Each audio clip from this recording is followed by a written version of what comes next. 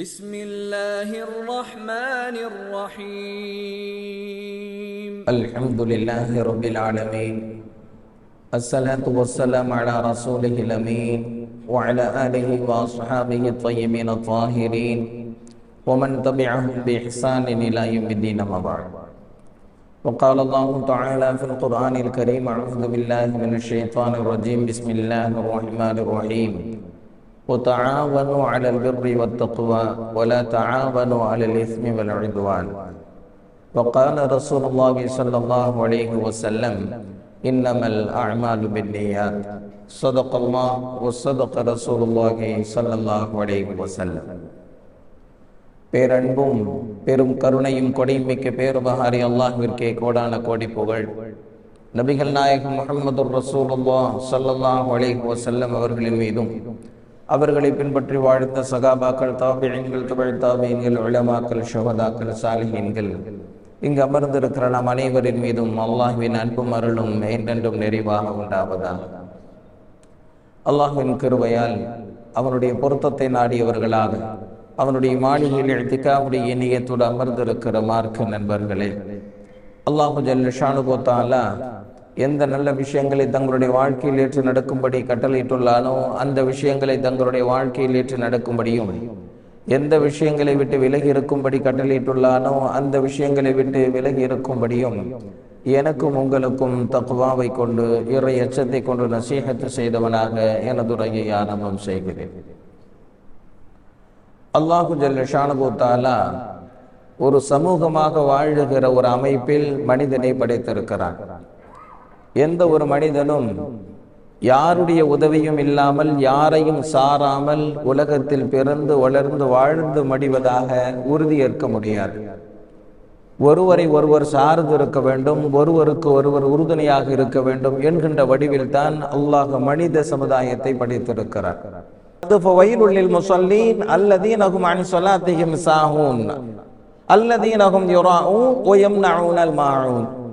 அல்லாஹ்வோடு இருக்கக்கூடிய தொடர்பை சீர்குலைத்தவர்கள் யார்? தொழுகையை வீணடித்தவர்கள்.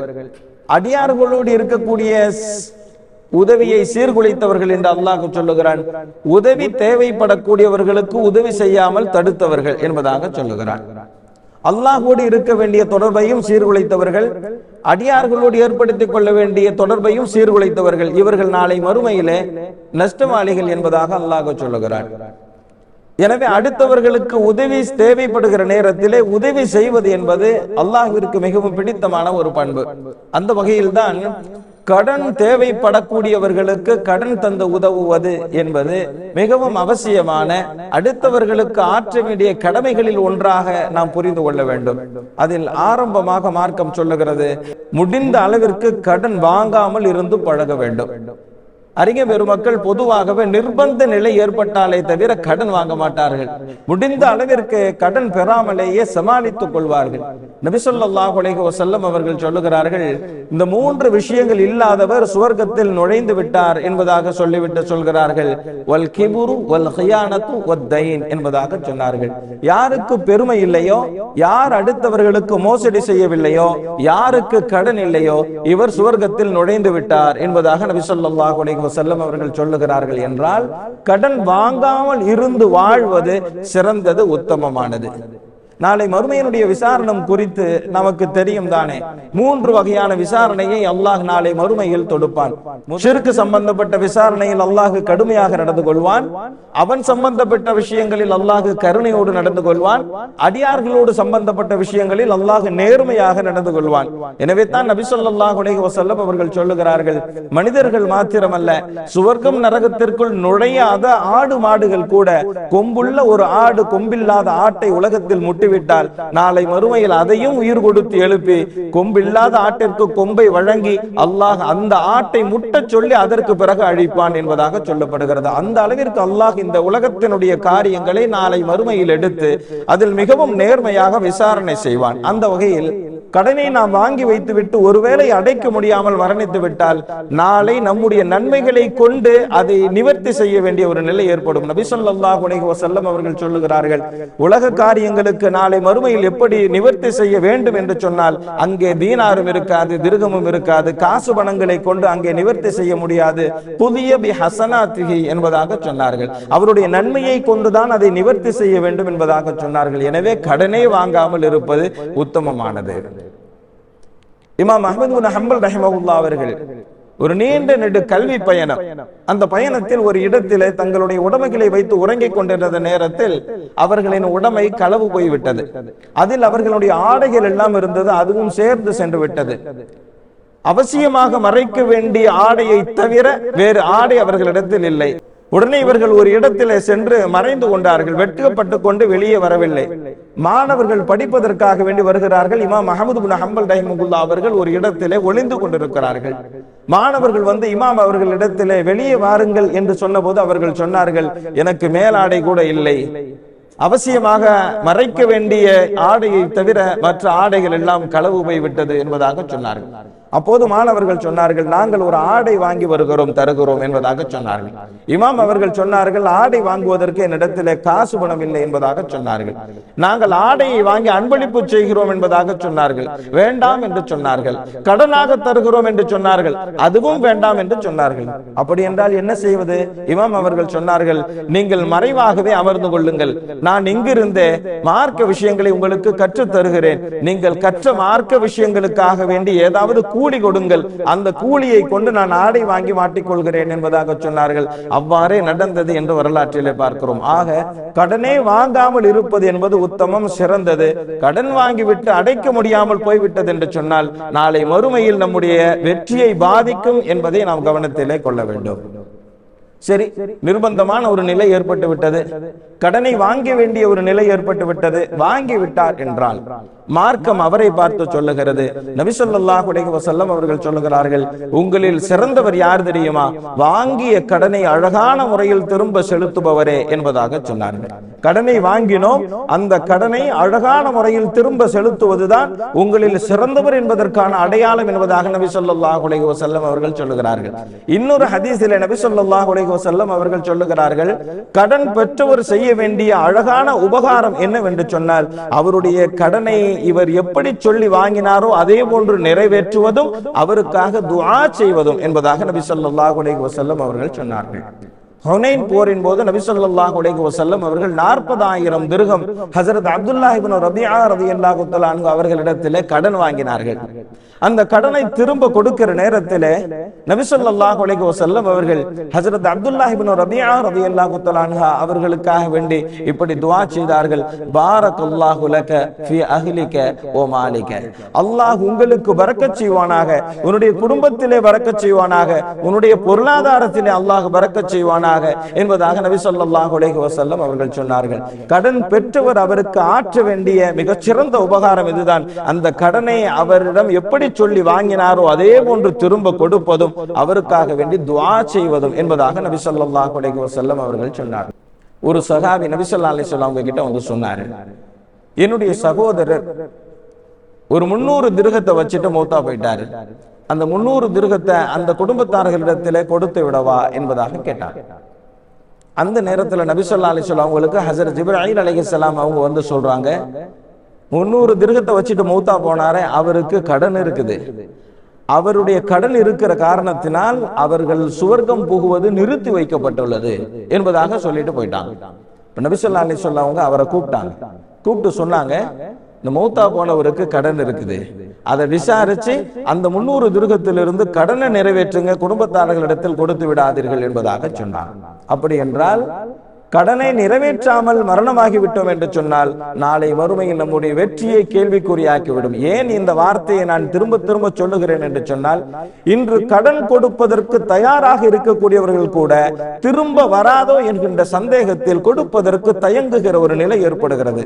கடன் கொடுப்பதனால் கிடைக்கக்கூடிய நற்பலன்கள், அதனால் கிடைக்கக்கூடிய அல்லாஹ்வினுடைய உதவிகள் குறித்து நிறைய பேசலாம். ஆனால் அதை பேசுவதற்கு முன்பு ஒரு விஷயத்தை மீண்டும் அழுத்தமாக வலியுறுத்தி வலியுறுத்த வேண்டி இருக்கிறது. கடனை பெற்றவர்கள் திரும்ப செலுத்துவதில் காட்டக்கூடிய அலட்சியம், சக்தி இருந்தும் கூட கடனை தக்க நேரத்தில் நிறைவேற்றாமல் இருக்கக்கூடிய ஒரு சூழல் இருப்பதை நாம் பார்க்கிறோம். எனவே திரும்ப செலுத்துவதில் நாம் கவனம் கொள்ள வேண்டும். ஹஜ்ரத் ஜாபிர் இப்னு அப்துல்லா ரலியல்லாஹு தஆலா அவங்களுடைய தகப்பனார் ஹஜ்ரத் அப்துல்லா, அவங்க நிறைய கடன் வாங்கி வச்சிருந்தாங்க, அதுலயே மௌத்தா போயிட்டாங்க. ஹஜ்ரத் ஜாபிர் ரலியல்லாஹு தஆலா அவங்க தன்னுடைய தகப்பனார் யார் யார்ட்டெல்லாம் கடன் வாங்கி வச்சிருந்தாங்களோ அவங்க கிட்ட எல்லாம் போய் கொஞ்சம் அவகாசம் கொடுங்க, நான் கொஞ்சம் கொஞ்சமா அந்த கடனை நிறைவேற்றுறேன் அப்படின்னு சொல்லி அவகாசம் வாங்கிட்டு வந்தாங்க. அதுல ஹஜ்ரத் ஜாபிர் ரலியல்லாஹு தஆலா அவங்க அவகாசம் கேட்டவர்களில் ஒருவர் ஒரு யூதர். அவர் ஒரு 30 வசக் பேரித்தம்பழத்தை அவர்களின் தந்தைக்கு கடனாக வழங்கியிருந்தார்.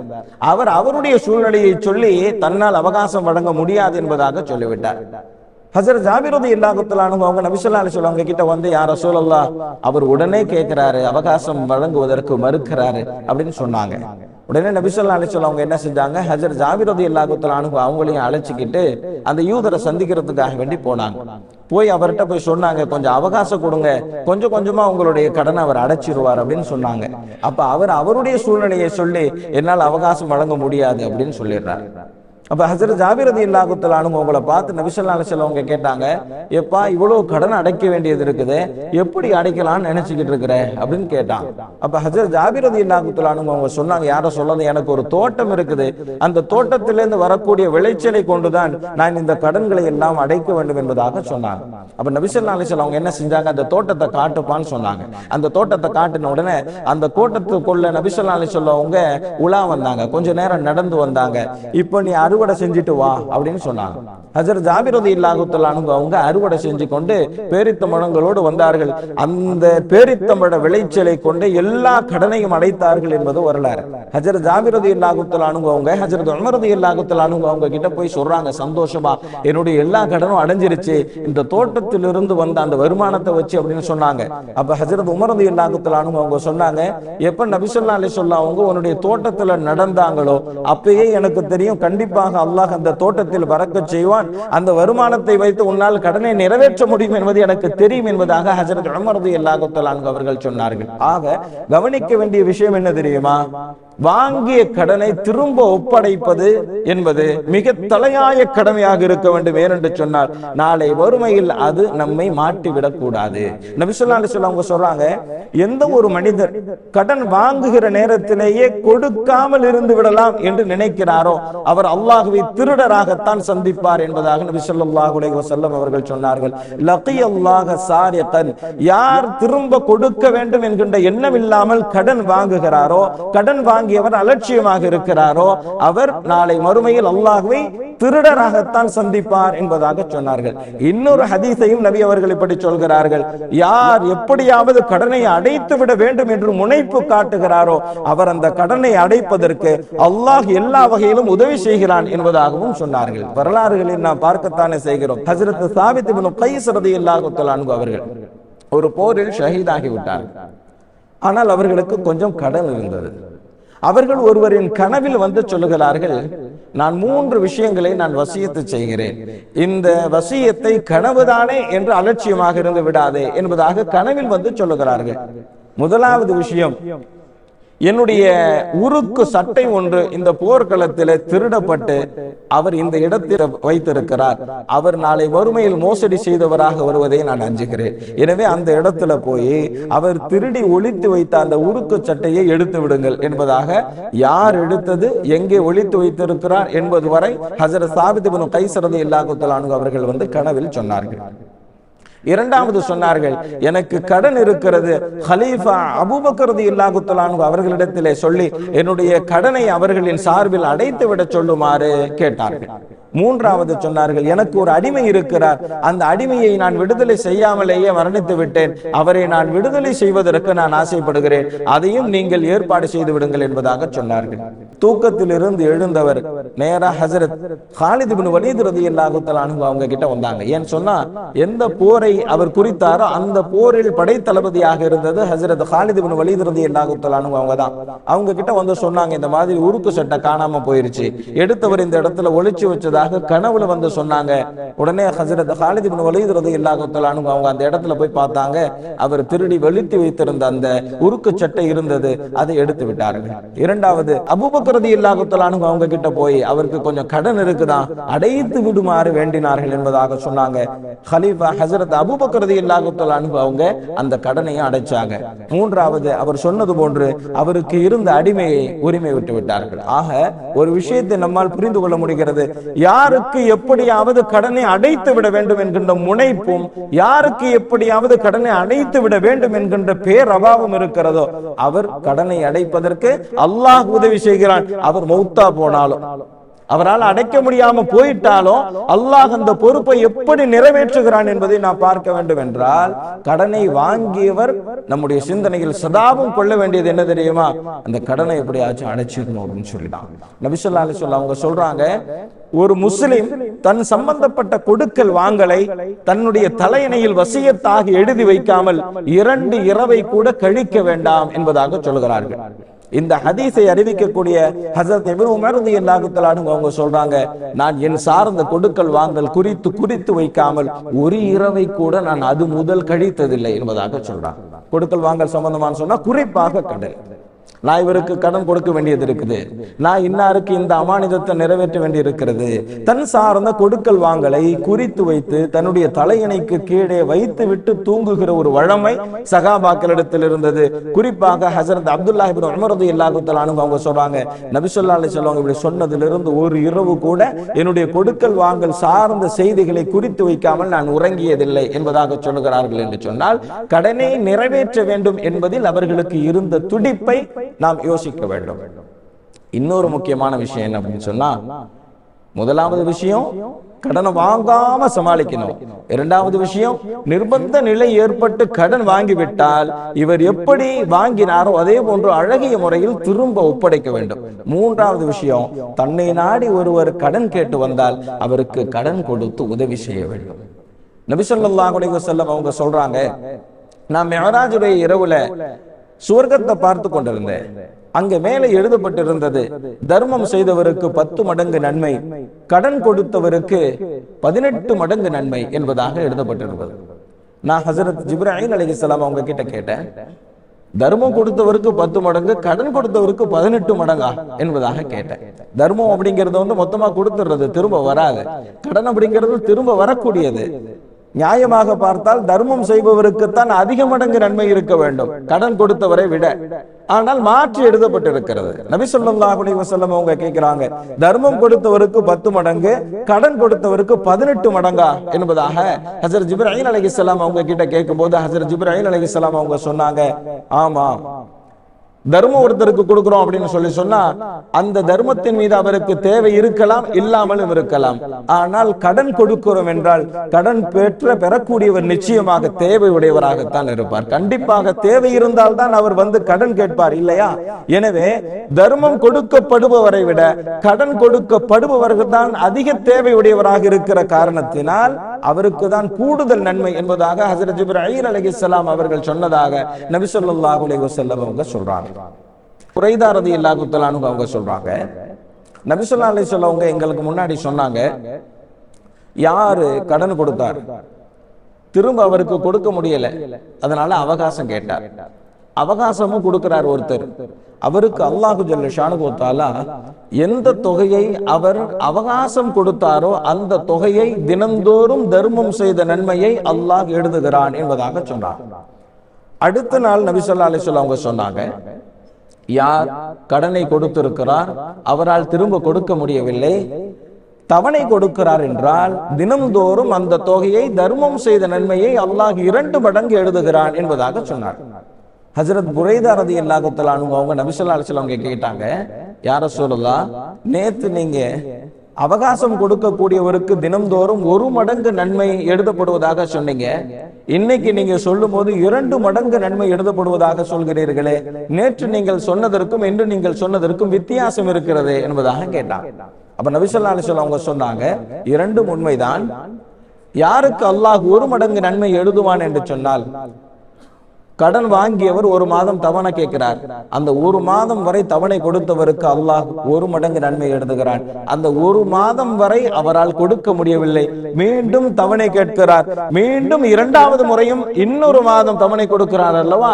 2வது முறை தவணை கொடுக்கக்கூடியவருக்கு அல்லாஹ் 2 மடங்கு தர்மம் செய்த நன்மையை எழுதுகிறான் என்பதாக நபி ஸல்லல்லாஹு அலைஹி வஸல்லம் அவங்க சொல்றாங்கன்னு சொன்னா, கடன் கொடுத்து அடுத்தவர்களுக்கு உதவி செய்பவர் அல்லாஹ்விற்கே உதவி செய்தவரை போன்று என்பதாக சொல்லப்படுகிறது. ஏன் தெரியுமா? அல்லாஹ் ஜல்ல ஷானஹு வ தஆலா வட்டியை ஹராமாக ஆக்கி இருக்கிறான். ஏன் ஹராமாக ஆக்கி இருக்கான்?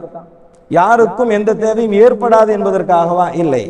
அப்படி இருக்கும்போது ஏன் அல்லாஹ் வட்டியை ஹராமாக்குனா என்றால், கடன் கொடுத்து உதவுவார்கள் என்கின்ற அடிப்படையில், கடன் கொடுக்கிறார்கள் வாங்கக்கூடியவர்கள் பலன் பெற்றுக் கொள்ளலாம் என்கின்ற அடிப்படையில் தான் அல்லாஹ் வட்டியை ஹராமாக ஆக்கி இருக்கிறார். என்றால் வட்டி ஹராம் என்கின்ற சட்டம் உலகத்தில் நிலை பெற வேண்டும் என்று சொன்னால் அதற்கு யார் காரணம்? கடன் கொடுத்து உதவி செய்யக்கூடியவர்கள் தான் காரணம், இல்லையா? எனவே கடன் கொடுத்து உதவி செய்யக்கூடியவர்கள் அல்லாஹ்வினுடைய ஷரியத்திற்கே உதவி செய்தவர்கள், அல்லாஹ்விற்கே உதவி செய்தவர்கள் போன்று. எனவே கடன் கொடுத்து உதவுவதற்கு மிகப்பெரிய பலன் இருக்கிறது. இமாம் முஸ்லிம் ரஹிமஹுல்லாஹ் அவர்கள் தன்னுடைய சஹீஹ் முஸ்லிமிலே ஒரு சம்பவத்தை குறிப்பிடுகிறார்கள். பத்ர் சஹாபி ஹஜரத் அபுல் யஸர் ரலியல்லாஹு தஆலா அன்ஹு அவங்க தான் பத்ர் சஹாபாக்களிலேயே கடைசியாக வஃபாத் ஆனவங்க. அவங்களை சந்தித்து சில ஹதீஸ்களை கற்றுக்கொள்ளலாம் என்பதற்காக வேண்டி வலீத் என்கின்ற ஒருவர் வருகிறார். வந்து சஹாபியை சந்திக்கிற நேரத்தில் ஹஜரத் அபுல் யஸர் அவங்க ரொம்ப களைப்பாக இருந்தாங்க. அவங்க காரணம் கேட்கிறாங்க, ரொம்ப களைப்பா இருக்கிற மாதிரி தெரியுது அப்படின்னு சொல்லி. அப்ப ஹஜரத் அபுல் யஸர் அவங்க சொல்றாங்க, இல்ல ரொம்ப தூரம் போயிட்டு வந்தேன், அந்த களைப்பு தான். என்கிட்ட ஒருத்தர் கடன் வாங்கியிருந்தாரு, அந்த கடனை வாங்கறதுக்காக வேண்டி அவருடைய வீட்டுக்கு நான் போயிருந்தேன். அவர் எங்கன்னு சொல்லி கேட்டேன். வீட்டுல இருந்த அவருடைய மனைவி சொன்னாங்க, அவர் வீட்டுல இல்ல, வெளியே போயிட்டாரு அப்படின்னு சொல்லி சொன்னாங்க. நான் திரும்புற நேரத்துல வீட்டுக்குள்ள இருந்து ஒரு சின்ன பையன் முடியாந்தான். அவங்கிட்ட கேட்டேன், அவங்க வாப்பா எங்கன்னு சொல்லி. உள்ளதான் இருக்கிறாருன்னு சொல்லிட்டான். உடனே அவருடைய பேரை சொல்லி, நீங்க உள்ளதான் இருக்கிறீங்க, வெளியே வாங்க அப்படின்னு சொல்லி நான் சொன்னேன். அவர் வெளியே வந்தார். வெளியே வந்த உடனே, என்ன உள்ளதான் இருக்கிறீங்க, வெளியே போயிட்டதா சொன்னாங்களே அப்படின்னு சொல்லி அவர் சொல்றாரு, நான் உள்ளதான் இருந்தேன், அல்லாஹ்வின் மீது சத்தியமாக நான் ஒளிந்து கொண்டதற்கு இதுதான் காரணம். உங்களுடைய கடனை என்னால் திரும்ப செலுத்தவும் முடியவில்லை. உங்களிடத்தில் அப்ப தரேன் இப்ப தரேன்னு சொல்லி பொய் வாக்குறுதியாக ஒரு வார்த்தையை சொல்வதற்கு என்னுடைய மனம் நாடவில்லை என்பதாக சொன்னார். கடனை கொடுக்க முடியல, அப்புறம் தரேன் அப்படின்னு சொல்லிட்டு ஒரு வாக்குறுதியை கொடுத்து அதை காப்பாற்ற முடியாம போயிடுமோ என்கின்ற அச்சத்தினால அப்படிப்பட்ட வார்த்தை என்னால சொல்லவும் முடியல அப்படின்னு சொல்லி அவர் சொன்னார். அப்ப நான் அவர்கிட்ட கேட்டேன், அல்லாஹ்வின் மீது சத்தியமாக உங்களால் கடனை திரும்ப செலுத்த முடியவில்லையா? ஆம், அல்லாஹ்வின் மீது சத்தியமாக முடியவில்லை. 2வது முறை கேட்டேன், 3வது முறையும் கேட்டேன். 3 முறை அல்லாஹ்வின் மீது சத்தியமாக என்னால் அந்த கடனை திரும்ப செலுத்த முடியவில்லை என்பதாக அவர் சொன்னார். உடனே அவரை பார்த்து நான் சொன்னேன், அந்த கடனை நான் தள்ளுபடி செய்து விடுகிறேன், நான் ஹலாலாக ஆக்கி விடுகிறேன், திரும்ப எனக்கு தர வேண்டாம் என்பதாக சொன்னேன். சொல்லிவிட்டு அவர்கிட்ட நான் சொன்னேன், உங்களுடைய கடனை நான் தள்ளுபடி செய்ததற்கு காரணம் என்ன தெரியுமா? நபி ஸல்லல்லாஹு அலைஹி வஸல்லம் அவர்களை நான் என்னுடைய கண்களால் பார்த்தேன், என்னுடைய 2 காதுகளால் கேட்டேன். அவர்கள் சொன்ன இந்த வார்த்தையை என்னுடைய உள்ளத்தில் மனனம் செய்து வைத்திருக்கிறேன். நபி ஸல்லல்லாஹு அலைஹி வஸல்லம் அவர்கள் சொன்னார்கள், கடனை திரும்ப செலுத்த முடியாத நெருக்கடியில் இருக்கக்கூடிய ஒருவருக்கு எந்த ஒருவர் அதை தள்ளுபடி செய்து அவரை விட்டு விடுகிறாரோ அவரை அல்லாஹு ஜல்ல ஷானஹு தஆலா அவல்லஹுல்லாஹு ஃபீ ظில்லிஹி, நாளை மறுமையில் அல்லாஹ் தன்னுடைய நிழலை கொண்டு அவருக்கு நிழல் வழங்குகிறான் என்பதாக நபி ஸல்லல்லாஹு அலைஹி வஸல்லம் அவர்கள் சொன்னார்கள். அவர்கள் சொன்ன இந்த வார்த்தையை நான் என்னுடைய கண்களால் கண்டு, என்னுடைய காதுகளால் கேட்டு, என்னுடைய உள்ளத்தில் மனனம் செய்து வைத்திருக்கிறேன். இந்த ஒரு வார்த்தைக்காக நான் அந்த கடனை தள்ளுபடி செய்கிறேன் என்பதாக அந்த சஹாபி ஹஜரத் அபுல் யஸர் ரலியல்லாஹு தஆலா அன்ஹு அவர்கள் சொல்லிவிட்டு வந்தார்கள். இந்த செய்தியை கல்வி கற்பதற்காக வேண்டி வந்திருக்கிற வலீத் அவர்களை பார்த்து சொல்லுகிறார்கள். இமாம் முஸ்லிம் ரஹிமஹுல்லாஹ் அவர்கள் இதை பதிவு செய்கிறார்கள். ஆக ஒரு விஷயத்தை நம்மால் விளங்கிக் கொள்ள முடிகிறது, கடன் கேட்டு வரக்கூடியவர்களுக்கு தந்து உதவி செய்வது இருக்கிறது, அது ஷரியத்திற்கே உதவி செய்வதை போன்று. ஆனால் திரும்ப செலுத்த முடியாத சிரமத்தில் இருக்கக்கூடியவர்களுக்கு மன்னித்து விடுவது என்பது இருக்கிறது, அது ஆக பெரும் பாக்கியமான அல்லாஹ்வின் நிழலை மறுமையில் பெறுகின்ற பாக்கியத்தை பெற்று தருகிறது என்று சொன்னால் நாம் கவனத்திலே கொள்ள வேண்டும். ஆக கடன் குறித்து பேசுகிற எல்லா இடங்களிலும் பிரதானமாக பேசுவதற்கு எடுத்துக் கொள்ளப்படுகிற தலைப்பு இதுதான், கடன் பெறக்கூடியவர்கள் எப்படியாவது திரும்ப செலுத்த வேண்டும் என்பது. அதற்கு மேல் ஒருபடி போய் நிர்பந்த நிலை ஏற்பட்டாலே தவிர கடன் பெறாமல் வாழ்க்கையை ஓட்டுவது என்பது அதைவிட சிறந்தது. கடன் கேட்டு ஒருவர் வந்தால் அவருக்கு தேவை ஏற்படும் வகையில் உதவி செய்வது என்பது மிகவும் அல்லாஹ்வினுடைய பரக்கத்தை பெற்று தரக்கூடிய ஒரு காரியம் என்பதை நாம் கவனத்தில் கொள்ள வேண்டும். அல்லாஹ் ஜல்ல ஷானஹு தஆலா நாம் பெறுகின்ற பொருளாதாரத்தை கொண்டு மற்றவர்களுக்கு உதவி செய்யக்கூடிய பாக்கியத்தை வழங்குவானாக. வா ஆகிரு தஅவானா அல்ஹம்துலில்லாஹி ரப்பில் ஆலமீன். அஸ்ஸலாமு அலைக்கும் வரஹ்மத்துல்லாஹி வபரகாத்துஹு. பள்ளிவாசலின் பராமரிப்பிற்காக வேண்டி தாராளமாக உதவி செய்யுங்கள். அல்லாஹ் ஜல்ல ஷானஹு தஆலா நாம் செய்யக்கூடிய விதைகளுக்கு நிரப்பமான நற்கூலியை வழங்குவானாக.